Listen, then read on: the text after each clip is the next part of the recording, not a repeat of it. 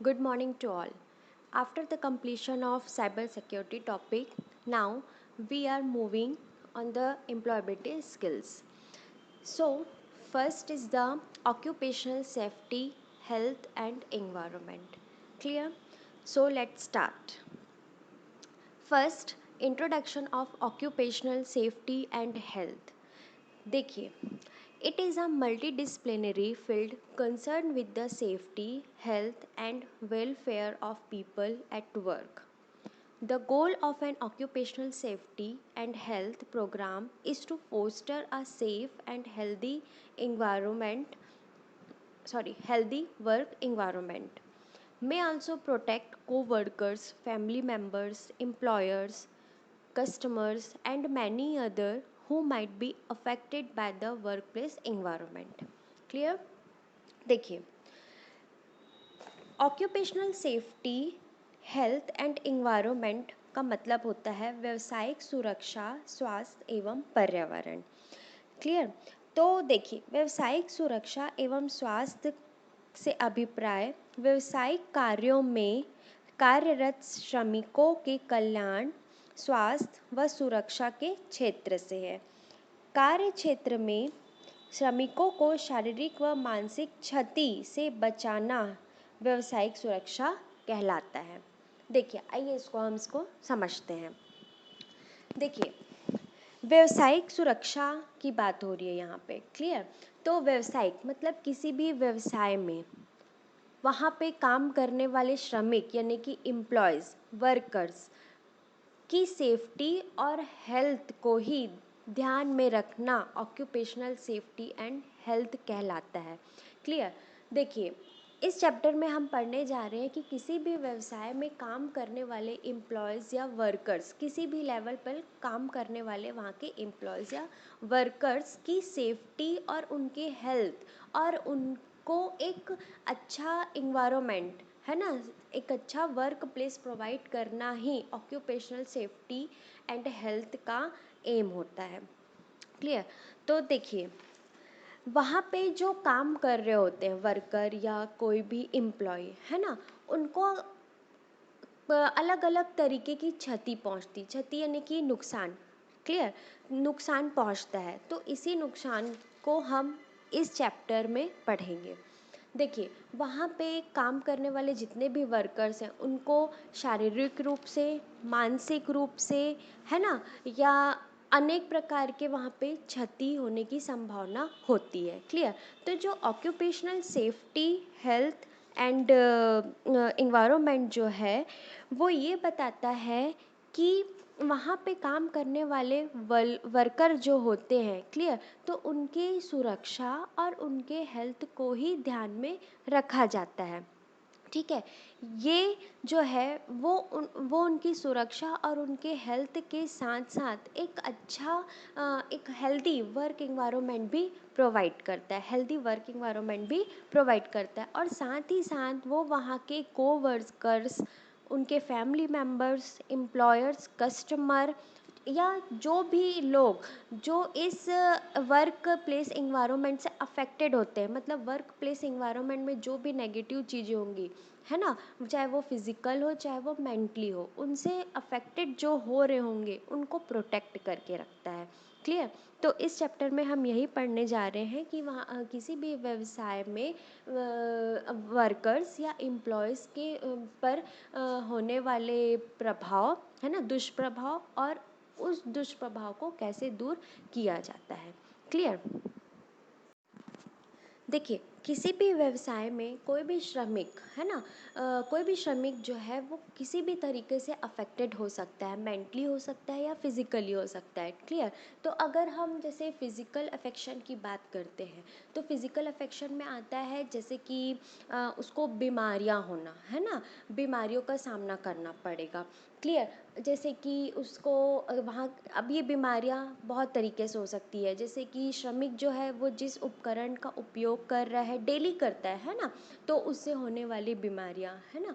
और जैसे कि वहाँ के इंस्ट्रूमेंट से होने वाला खतरा, जैसे कि कोई श्रमिक एक इलेक्ट्रिसिटी वाले फील्ड में काम कर रहा है तो वहाँ इलेक्ट्रिसिटी में तो कितना एक डेंजर जोन कहा जाता है ना, तो उससे अफेक्ट होता है। कोई मैकेनिकल वर्कर है तो वहाँ के मशीन इंस्ट्रूमेंट जो ऑल टाइम चलते रहते हैं, रनिंग प्रोसेस में होते हैं, उससे इफ़ेक्ट हो सकता है। क्लियर?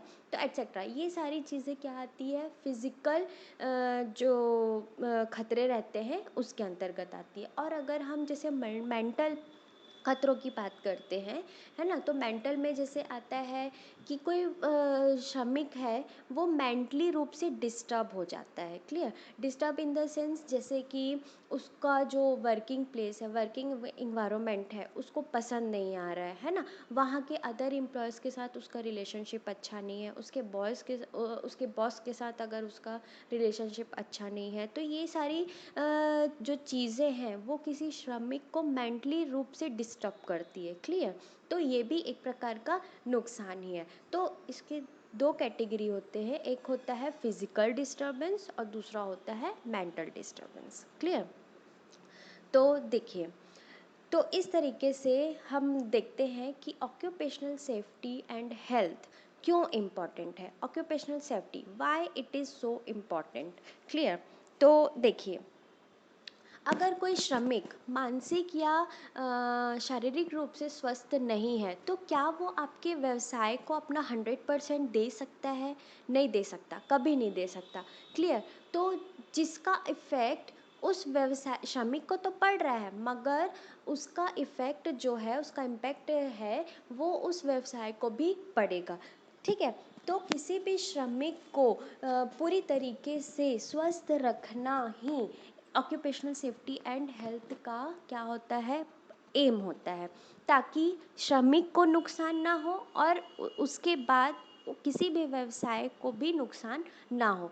अगर कोई भी श्रमिक शारीरिक या मानसिक रूप से स्वस्थ नहीं है, तो वो अपना 100% नहीं दे पाएगा अपने काम में, जिससे व्यवसाय को भी नुकसान होगा। देखिए, अगर कोई श्रमिक स्वस्थ नहीं है तो अनुपस्थिति का भी कारण बनता है। अनुपस्थिति कैसे? अगर वो व्यवसाय में रेगुलर वे में नहीं आएगा, है ना, किसी भी कंपनी में वो अगर रेगुलर वे पे नहीं रहेगा प्रेजेंट, तो ये व्यवसाय के लिए नुकसान होगा। क्लियर? तो हम किसी भी श्रमिक को सेफ्टी प्रोवाइड करके या उसको एक अच्छा वर्किंग इन्वायरमेंट प्रोवाइड करके, पूरी तरीके से उसको स्वस्थ करके हम व्यवसाय को अच्छी तरीके से आगे बढ़ा सकते हैं। प्रोडक्टिविटी बढ़ सकती है। जब तक आपके व्यवसाय का कोई भी श्रमिक शारीरिक या मानसिक रूप से स्वस्थ नहीं होगा, वो आपके व्यवसाय के लिए प्रोडक्टिविटी, उत्पादन कैसे बढ़ाएगा। क्लियर? तो किसी भी श्रमिक का स्वस्थ रहना बहुत ज़रूरी होता है। क्लियर? तो इसी को ध्यान में रख कर ऑक्यूपेशनल सेफ्टी एंड हेल्थ ने मतलब एक एम रखा है कि किसी भी श्रमिक को हमको पूरी तरीके से स्वस्थ रखना है। क्लियर? जिससे कि व्यवसाय के प्रोडक्टिविटी में कोई भी कमी ना हो। ठीक? इसी को ध्यान में रखते हुए WHO, that is World Health Organization के अनुसार व्यावसायिक स्वास्थ्य सेवाओं के निम्न उद्देश्य हैं। तो फर्स्ट इसका उद्देश्य है कि सभी व्यवसायों में कर्मचारियों के शारीरिक, मानसिक व सामाजिक स्वास्थ्य का अनुसरण किया जाए। क्लियर? सेकंड है, कार्यस्थल पर पाए जाने वाली स्थितियों के कारण होने वाले कर्मचारियों के स्वास्थ्य विचलन की रोकथाम। मतलब कि कार्यस्थल, वर्किंग प्लेस पर वहाँ की सिचुएशन से होने वाले कर्मचारियों पर जो दुष्प्रभाव पड़ता है उस पर रोक लगाया जाए। थर्ड है, कार्य तथा रोजगार के कारण होने वाली स्वास्थ्य हानियों से सुरक्षा भी की जाए। तो ये है कुछ पर्पस है जो कि WHO की साइड से किया जाता है। क्लियर? तो आई होप आपको समझ में आ गया होगा कि किसी भी श्रमिक का, किसी भी वर्कर का स्वस्थ मानसिक, शारीरिक व सामाजिक तौर पर स्वस्थ होना कितना ज़रूरी है। आइए हम अब नेक्स्ट देखते हैं कि श्रमिक को किस किस तरह से दुष्प्रभाव पड़ता है।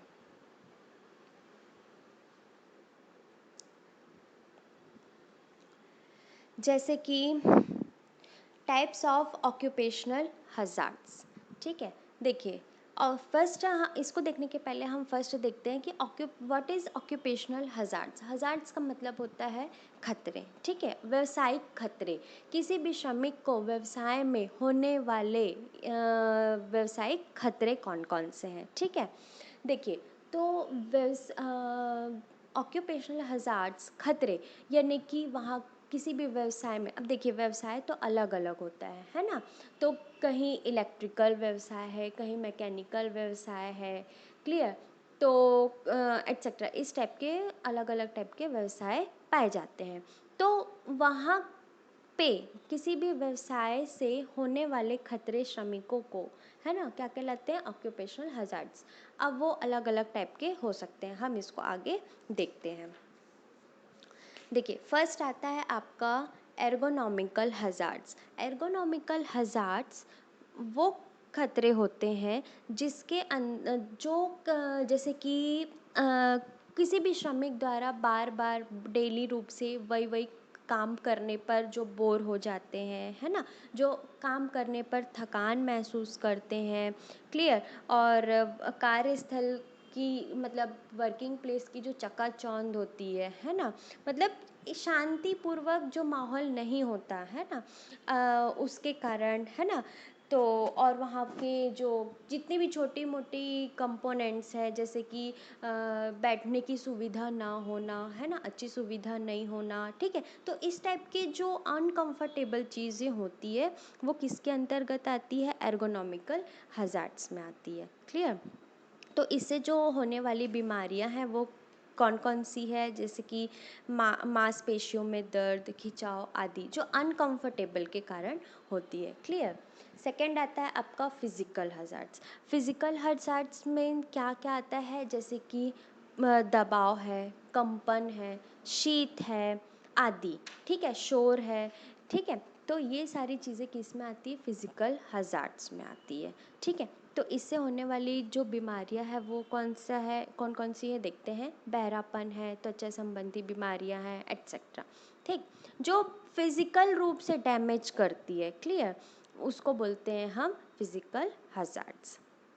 थर्ड आता है केमिकल हज़ार्ड्स। केमिकल, जैसे कोई रासायनिक से रिलेटेड कोई व्यवसाय है जहाँ चौबीसों घंटों रसायन का उपयोग किया जाता है। तो अगर कोई वर्कर या अगर कोई एम्प्लॉय वहाँ पे डेली रूप से केमिकल के बीच डेली रह रहा है केमिकल के बीच, तो उसको कहीं ना कहीं इफ़ेक्ट पड़ेगा, जैसे स्किन प्रॉब्लम हो जाती है ना, या धीरे धीरे वो केमिकल हमारे सांस के थ्रू अंदर जाके हमारे किसी बॉडी पार्ट्स को डैमेज करता है, क्लियर। तो ये सारी चीज़ें किसके अंतर्गत आती है, केमिकल हज़ार्ड। जो रासायनिक से खतरे पहुंचते हैं ना, जो हानियाँ पहुंचती है उसको बोलते हैं हम रासायनिक खतरे। धूल, धुआं, है ना, रासायनिक पदार्थ होते हैं, वाष्प होता है, ठीक है।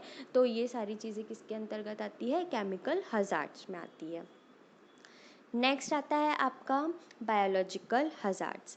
बायोलॉजिकल हज़ार्ड्स मतलब कि जो बायोलॉजिकल मतलब कि जीव जंतु से रिलेटेड, ठीक है, जीवों से पहुंचने वाली हानियाँ, ठीक है, उसको बोलते हैं हम जीव जंतु। जैसे कि इसमें कृषि क्षेत्र आता है, ठीक है, कृषि क्षेत्र में भी केमिकल चीज़ों का यूज़ किया जाता है, बायोलॉजिकल जो होते हैं ना। तो बायोलॉजिकल तौर पे जो नुकसान पहुंचता है किसी भी वर्कर को, उसको हम क्या बोलते हैं, बायोलॉजिकल हज़ार्ड्स बोलते हैं, क्लियर। तो इससे होने वाली जो बीमारियां है वो क्या है, हेपेटाइटिस है, BCA ट्यूबरक्लोसिस है, HIV एड्स है, एट्सेट्रा। नेक्स्ट आता है आपका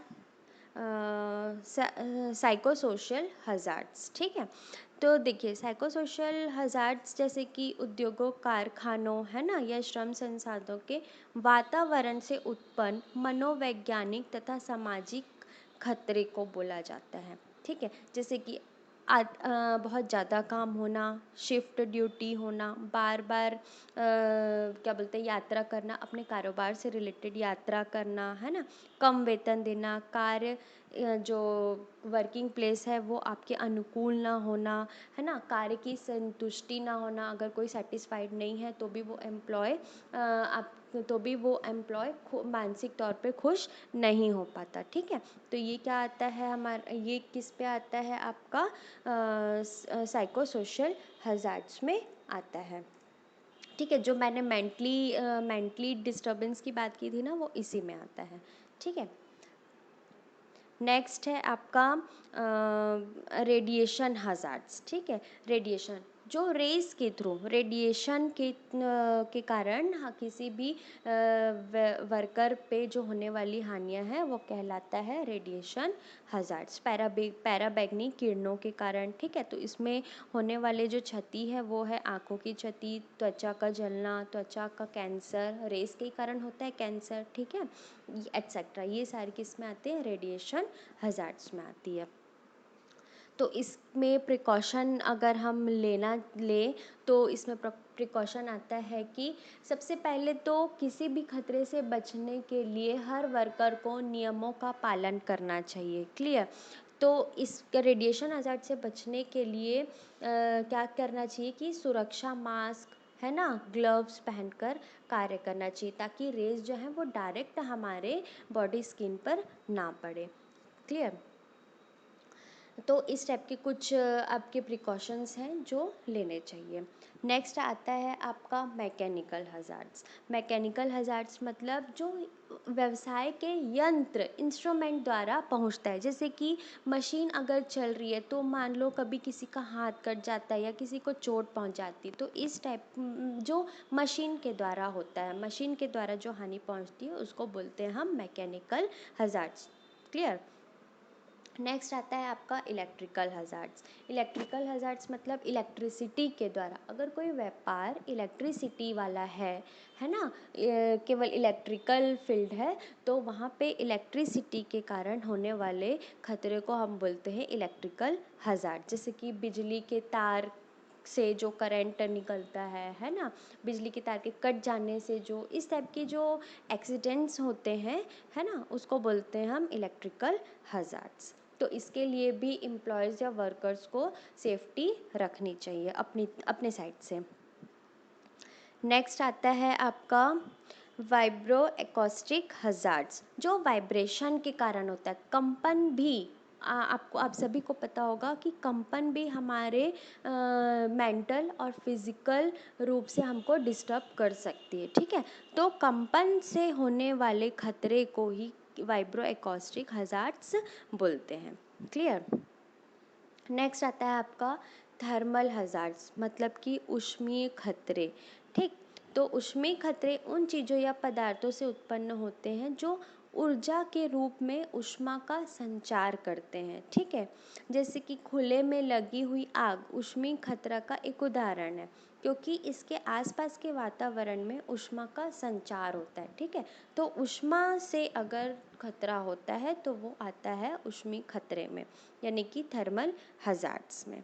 ठीक है, तो ये सारे जो ऑक्यूपेशनल हजार्ड्स हैं अलग अलग फील्ड में, जिसमें आपका फिज़िकल हजार्ड्स और मेंटल हजार्ड्स दोनों टाइप के हजार्ड्स इसमें इंक्लूडेड हैं। क्लियर, तो किसी भी व्यवसाय में ये सेफ्टी, यानी कि व्यवसाय के साइड से अपने वर्कर को सेफ्टी देना और वर्कर भी अपने साइड से सेफ्टी बरतना, ये दोनों ही इम्पॉर्टेंट है। क्लियर, तो अगर हम ये सारी इन सारी चीज़ों, इन सारे खतरों से के लिए अगर सावधानी बरतेंगे, मतलब दोनों साइड से, वर्कर के भी साइड से और व्यवसाय के साइड से भी, तो हम अपने व्यवसाय में अनुपस्थिति को बचा सकते हैं। अगर कोई वर्कर डिस्टर्ब नहीं होगा या क्या बोलते हैं डिस्टर्ब नहीं होगा या बीमारियां नहीं फैलेगी, तो वो रेगुलर आएगा, जिससे हमारे व्यवसाय की प्रोडक्टिविटी बढ़ेगी। क्लियर, तो इससे ना ही श्रमिकों को नुकसान है और ना ही किसी व्यवसाय को नुकसान है। ठीक है, तो एक हेल्दी इन्वायरमेंट क्रिएट करना, एक हेल्दी वर्क प्लेस प्रोवाइड करना व्यवसाय का कर्तव्य होता है। क्लियर, तो इस चैप्टर में हमने यही पढ़ेंगे। Thank you. अगर आपको इसमें कोई भी डाउट हो तो आप मेरे को कांटेक्ट कर सकते हैं। Thank you.